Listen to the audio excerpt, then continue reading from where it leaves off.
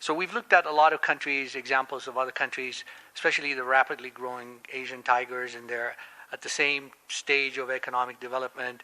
And then we've looked at mature markets. Almost all of them have no more than 4 or 5 big banks. You can look at Canada, South Africa.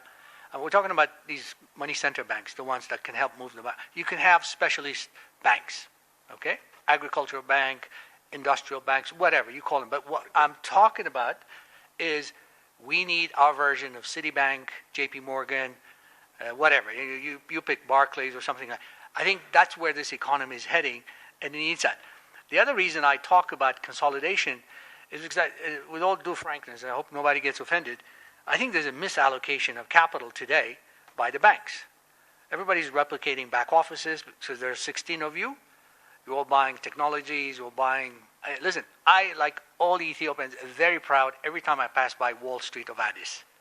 Okay, really, these are beautiful buildings, especially if you've seen the drone pictures. I mean, you could mistake it for downtown Manhattan, right? I mean, it really is beautiful. But the question you need to ask is, do we really need 17, 16, 50-story buildings of banks as headquarters in Addis? Because if there were just 4 of them, the rest of that capital could have gone to client service, customer service, investment in human capital, all the things that makes you competitive. So I think we need to look at it from that perspective as well. I'll give you a little antidote that I'm a judge every year at the Africa Bankers Award. For the last, I think this is my 7th year. Okay, it's held every year parallel to the annual conference, the annual shareholders meeting with the African Development Bank. Okay, so we rotate from country to country. For the last 7 years, you know, the first thing I do, there are 5 judges. I'm the only one from this part of the world. And they're all in London and other places. The first thing I do when I open the package that is sent to the judges, we get only the shortlisted ones, right? Because there's hundreds of banks that submit these applications. Every year, I'm eager to see an Ethiopian bank make the short list. I've talked to a lot of presidents of banks in this country over the last several years that this is what you need to do. Not, with all the respect, okay? Because I have a great deal of respect for all of you in this room, and including one of the most successful bankers in Ethiopia right here chairing my panel. But the reality is not one Ethiopian bank in the last 7 years has even made it to the short list, let alone to become Banker of the Year. I look at the matrices and virtually none of you make it. Okay? The other thing is, and then I'll just conclude, we look at numbers. We're good at numbers, right? So one of the pride and joy of the banking sector in Ethiopia is the very high dividends that you pay. And, you know, it's an open secret. I bought shares in a couple banks in Ethiopia through, because it was illegal at that time, through my dad, right? So every year my father used to come with the dividend checks and he said, son, you've done well this year. And in the early days, he used to come with dividend checks of about 40% in 01, 02, 03 kind of thing.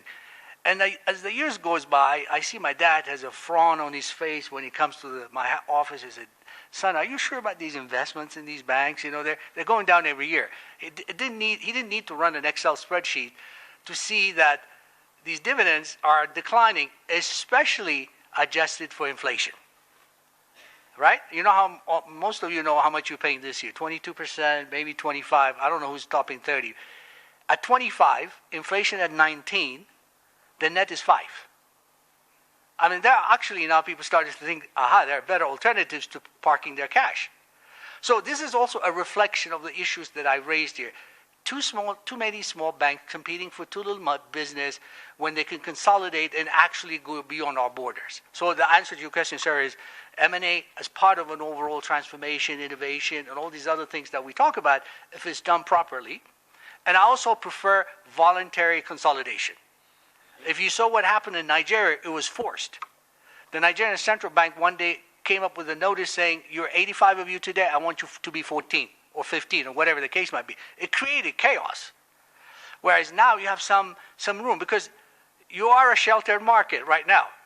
About the last one left standing, by the way, if you've seen the new investment proclamation that just got approved by the Council of Ministers, you and the retail business about the only ones that are still being given shelter after 28 years of capitalism in Ethiopia. Right? So I'm just, listen, we're all in it together. So please, what I say, It's more like, can we do better, kind of, not a criticism or anything. It's just from my vantage point. And we're very happy. A lot of people helped diasporas like us now legally buy shares. I think that would help as well. Capital markets, there's another panel coming next. Those big changes coming up. So think of all these things in context of what is coming, along with that big GDP figure I gave you earlier, that we need to support it, but we need